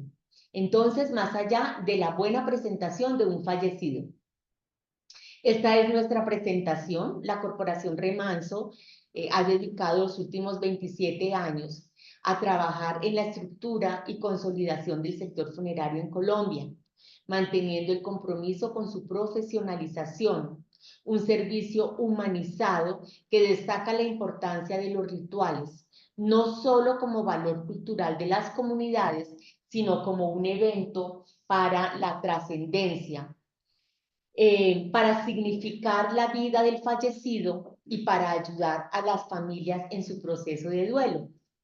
Recuerden que el proceso de duelo inicia en el mismo momento en que se tiene la noticia del fallecimiento de su ser querido, y lógicamente el ritual funerario y la manera en que nosotros como profesionales funerarios tengamos esa comunicación con él, que debe ser una comunicación cálida y de tener la capacidad de responder a todas las preguntas que la familia nos hagan, pues estamos haciendo el mejor trabajo con ellos. Ahí empieza el proceso de duelo y empieza también un tema de fidelización hacia nuestras empresas.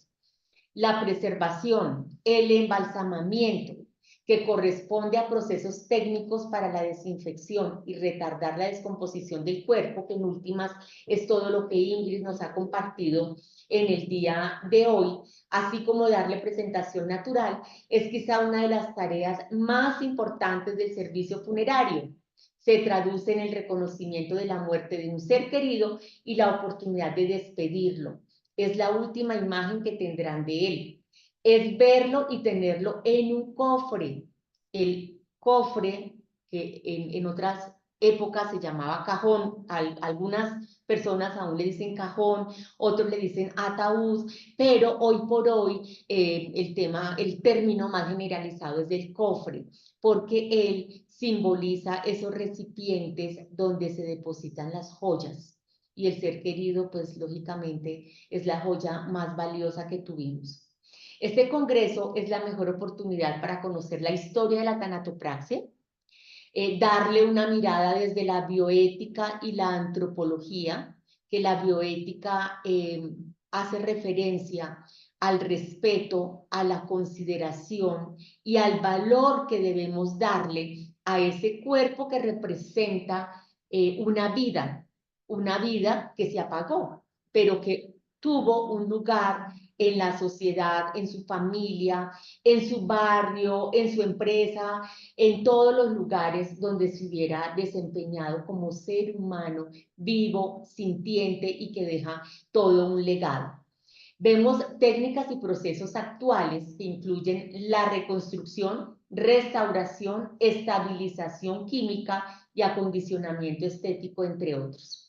Aquí tenemos pues la programación. Empezamos el jueves 18 de julio, ya les había dicho que iba a ser en Pereira, y a las de 4 a 6 de la tarde tendremos una visita técnica a los cementerios de la ofrenda, que son modelo pues de espacio para la disposición final de nuestros seres queridos.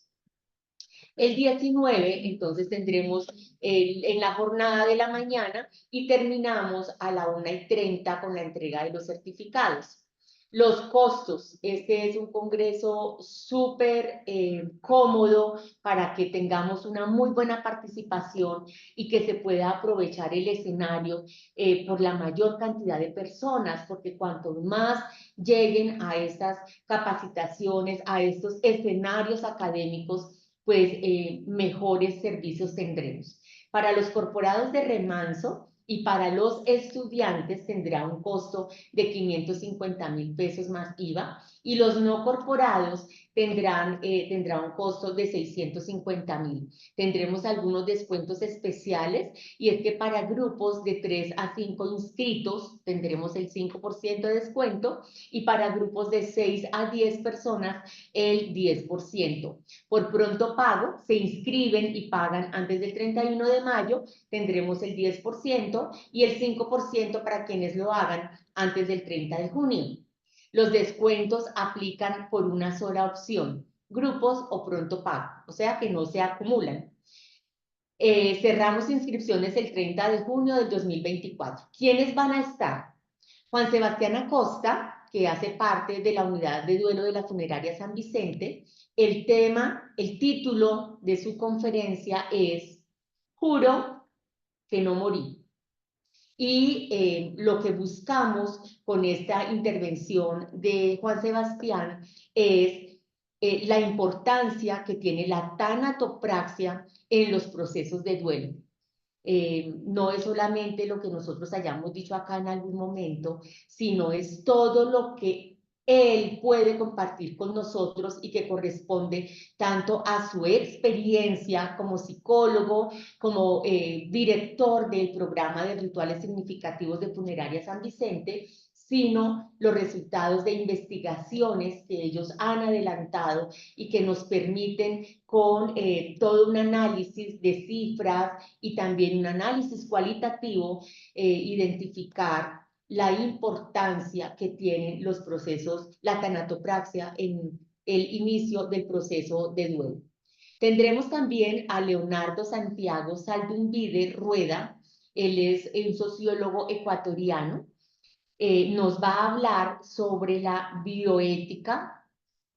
Él es una persona muy interesante, ha hecho todo el inventario del patrimonio funerario de los cementerios desde Argentina hasta México. Es un apasionado por el tema funerario, profesor universitario, es una persona bien interesante y que tiene todo el conocimiento para compartir con nosotros. Tenemos a Adolfo Valdivia Salguero, él es un embalsamador boliviano, de una familia de funerarios. Él es la tercera generación. Él estudió embalsamamiento en los Estados Unidos, en la Academia Macalester. Él estuvo con nosotros hace algunos años, como en el 2011, en el diplomado que convoca Remanso, y hoy por hoy es una de las personas que mejor se desempeñan en el arte del embalsamamiento en su país.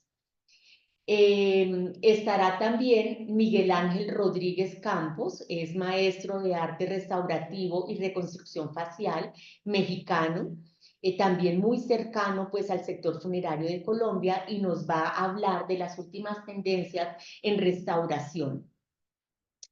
Nos acompaña también Camilo Andrés Jaramillo Uribe, que es, pues, por excelencia, una de las personas más reconocidas de nuestro país en el arte de la tanatopraxia, tanatoestética y restauración. Y tendremos por último a John Alejandro Carmona Escobar, embalsamador colombiano, instructor del SENA, que además de ser embalsamador y de dedicarse a esta noble tarea, es antropólogo, es docente universitario y es una persona que tiene todo el conocimiento y toda la experiencia para tener esa conversación con nosotros. Al final del ejercicio tendremos un conversatorio en el que participarán todos ellos, además de la participación de don Fernando Arango, que nos va a contar un poco de cuál ha sido la historia y la evolución y los cambios que han tenido los procesos de tanatopraxia en nuestro país. Entonces, esta es la invitación que teníamos para el día de hoy. Muchas gracias por seguir conectados en nuestros miércoles de café. La próxima semana, el próximo miércoles, ya tendremos la tercera intervención de Ingrid con la socialización de la norma. Y recuerden que si alguno de ustedes está interesado en adelantar el proceso, entonces nos lo dejan saber y les podemos orientar cuál es el paso a seguir. Es un proceso de certificación que para las empresas que ya tienen el certificado por parte del ICONTEC o por alguna otra certificadora será muchísimo más fácil porque en últimas es documentar lo que nosotros hacemos en nuestro día a día, tener claros los procesos. Si tenemos los procesos establecidos y con absoluta claridad, también será mucho más fácil hacer los procesos de inducción para las personas que llegan a trabajar en nuestras empresas. Y después de hacer esa inducción y poderlos evaluar, tener también la posibilidad de irse actualizando. Entonces, muchas gracias, nos vemos el próximo miércoles, Dios los bendiga y seguiremos en contacto. Para quienes quieran hacer, repasar estas actividades, Ajá, pueden sí. entrar a nuestro canal de YouTube, María se del Pilar, suscriben y vamos para adelante. yo Cuénteme. vi en el chat que alguien escribió que tenía una pregunta, Ah, pero pues no, perfecto. pero es que no. Será Sonia, tenemos Sonia Hernández, muchas gracias. Tenemos, dice, buenas, tengo una pregunta, Funeraria Las Nieves. Adelante, Buenos días y buenos días para todos. Una pregunta muy chiquitica con un cuéntenos su tema que es nombre. Romana Maya, director de Bienvenido, servicios. Román, por acá lo hemos extrañado. Pero aquí volví. Me Es una encanta. pregunta chiquitica, pues ahorita estamos como muy, todavía muy modo COVID acá en nuestra región, en Santander, sobre todo en nuestra provincia, en donde pues todavía como que no se han actualizado mucho o sea, seguimos con una serie de requerimientos que nos pusieron acá por parte de Secretaría de Salud y de los cementerios. No es secreto de que la mayoría de los cementerios los está manejando en este momento prácticamente en todo el país, en un porcentaje muy alto las parroquias y pues la verdad es que la Iglesia Católica como que se pasa muchas veces por la galleta el tema de la norma. Aquí en la provincia nos están solicitando como requisito obligatorio el hecho de presentar una copia del registro civil de defunción, no del certificado, sino del registro, para poder realizar inhumación en los diferentes cementerios.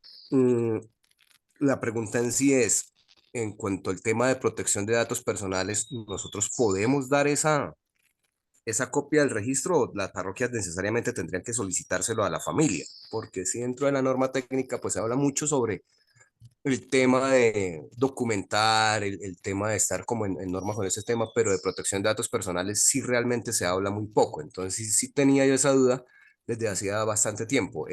O sea, ese documento como tal, o estos documentos que nosotros manejamos, copias de cédulas, copias de certificados, copias de registro, ¿qué tanto manejo tenemos nosotros y qué tan protegido está por protección de datos? ¿Nosotros podemos entregar copias de esos documentos o solamente lo que obliga la ley, que es cédula, certificado y original de licencia de inhumación? Bueno, Ingrid, yo creo, de acuerdo a lo que dice la resolución 5194, el trámite se debe hacer solo con lo que nos piden acá. Entregar el registro civil de defunción ya debe ser un trámite que haga el familiar y ya debe estar protegido por la política de protección de datos de las parroquias, que ellos también tienen que cumplir con esta normatividad, pero no estaría bien que entreguen una información adicional que no está exigida por la normatividad sanitaria actual.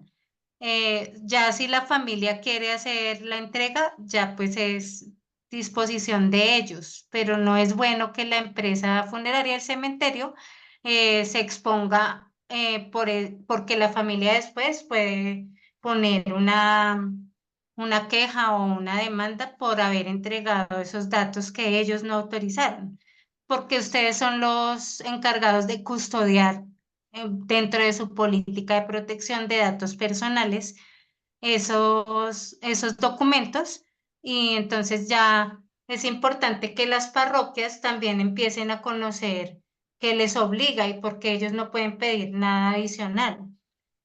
Entonces acá eso sí es muy importante. Cíñanse a lo que está en la normativa vigente, que es la resolución 5194 de 2010. Es mi recomendación. Y así documentenlo dentro de sus procedimientos internos.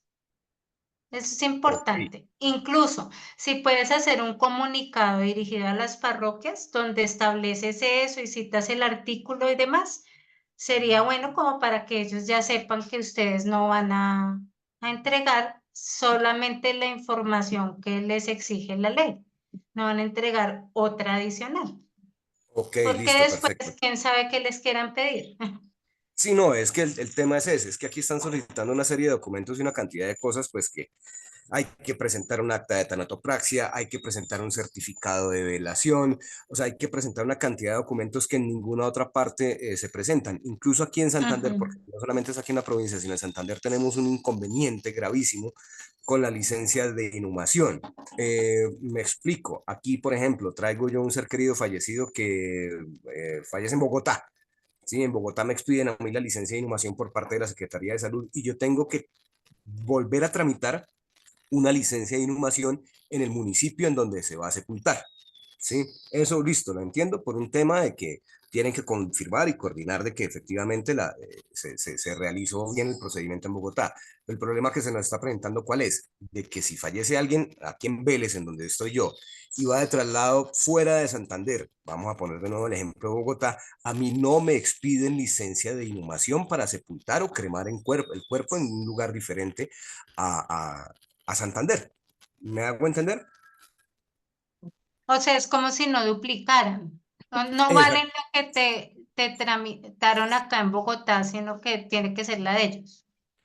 Sí, a mí no se me presenta el problema cuando viene el cuerpo de otra ciudad, porque yo igual aquí presento documentos a la Secretaría de Salud y me expiden una licencia que expiden aquí mismo para inhumarlo. El problema se me está Ujú. presentando y es en todo Santander, en donde fallezca alguien aquí en Vélez y lo quieran sepultar en Bogotá, no me están expidiendo la licencia de inhumación para inhumarlo en otro cuerpo, en otra ciudad, perdón. Incluso ya esto fue una pelea que nos dimos con el Ministerio de Salud nos expidió como una contestación a este requerimiento, se informó a la Secretaría de Salud de Santander, no, lo pasaron por la galleta y ahorita pues con el cambio de administración estamos intentando de nuevo que nos modifiquen esa política porque entendemos de que no fue tema de la Secretaría de Salud Municipal, sino fue un tema de la Secretaría de Salud de Santander que por pandemia decidieron hacer eso, que solamente se puede expedir licencia de inhumación si el cadáver se va a inhumar o se debe expedir la licencia de inhumación por parte de la Secretaría de Salud en donde se vaya a inhumar el cadáver, no donde haya fallecido. Ah, ok, pero hay alguna, perdón, me voy a sacar la mascota. ¿Tú sabes si hay alguna circular, alguna resolución departamental que, que haya emitido la Secretaría de Salud No, de te Santander, entiendo. donde hacen eso, establecen esos lineamientos o directrices? Mm, No, la respuesta que me dieron a mí es que simplemente fue una comunicación interna que se presentó por parte de la Secretaría de Salud Departamental a la Secretaría de Salud Municipales y que era una comunicación interna y que era privada. Pero por Entonces no escrito no hay regiría nada. para, o sea, no regiría como una obligatoriedad normativa, porque es diferente cuando se atañen a la 5194 y quieren regularla, o sea, hacerla más estricta o hacerla específica. Por ejemplo, eso pasa en Boyacá. En Boyacá hay una circular que regula la 5194 y la hace específica para Boyacá. Entonces, algunos lineamientos los exceden, ¿sí? O sea, los hacen más restrictivos, pero no los hacen más laxos y tienen unas restricciones para la región como tal. Si no hay Aquí en algo Santander así, incluso, aquí en Santander incluso hay una ordenanza por parte de la Asamblea de Santander que está del año 2005, si no estoy mal, en donde sí se prohíbe el tema de las velaciones en residencia. Eso sí está prohibido desde el año 2005, si no estoy mal. Es una ordenanza de la Secretaría de la Asamblea. Se y se expidió una. debe cumplir, claro, porque es una El tema es que ordenanza. no se estaba cumpliendo, pero con base en eso, sí fue cuando se pudo prohibir la velación de cuerpos en casas, en residencias, en salones comunales y demás durante la pandemia.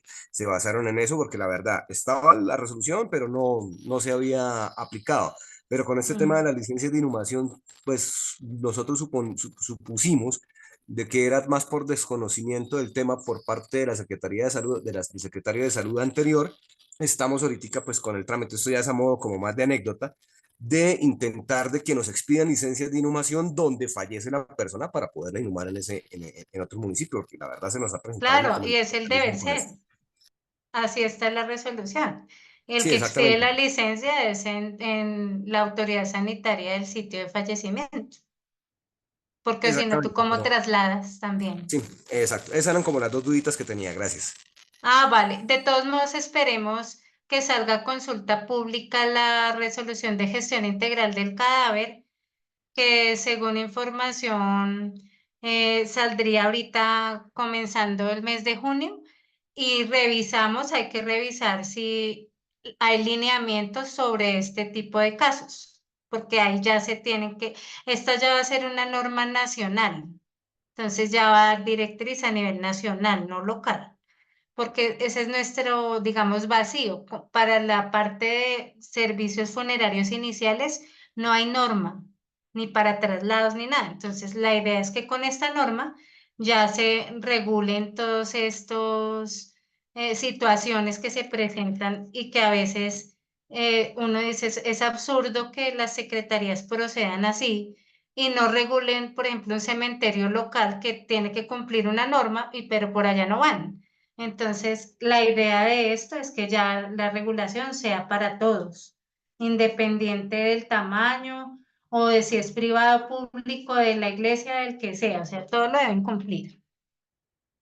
Entonces, de pronto ya con eso, con esta norma, se empiecen a solucionar este tipo de prácticas que están implementando que no son las mejores y que antes le ponen trabas a la prestación del servicio. Igual cualquier cosa me cuentas que pues yo tengo ahí como unos allegados en el ministerio a ver si te puedo colaborar, que a veces toques allá Ok, directamente cuando se ok, presenten listo. casos así como puntuales que tengas que resolver rápidamente. Ok, listo, perfecto. Muchas gracias. Listo, bueno, con mucho gusto. Bueno, entonces creo que no hay más preguntas, ¿cierto? No, no veo más preguntas. Gracias, Román. Bienvenido siempre. Y quienes estén interesados en el Congreso de Tanatopraxia, que será también el preámbulo para nuestro próximo diplomado, con muchísimo gusto. Dios los bendiga.